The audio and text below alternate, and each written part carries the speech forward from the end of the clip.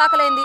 హుస్సేన్ సాగర్ లో పిఓపి విగ్రహాల నిమజ్జనం జరగకుండా చూడాలంటూ విజ్ఞప్తులు చేస్తున్నారు. సో పిటిషన్ ని నేడు విచారించనుంది హైకోర్టు. హైడ్రా కమిషనర్ ను కూడా ప్రతివాదిగా చేర్చింది పిటిషనర్. చివరి నిమిషంలో పిటిషన్ దాఖలు చేయడంపై హైకోర్టు అసంతృప్తి వ్యక్తం చేసింది. హుస్సేన్ సాగర్ లో వినాయక నిమజ్జనంపై మళ్లీ వివాదం మొదలైంది.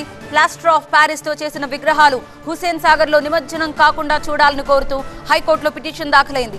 గతంలో ఇచ్చిన తీర్పు ఈసారి కూడా కొనసాగేలా చూడాలని న్యాయస్థానాన్ని పిటిషనర్ అభ్యర్థించారు.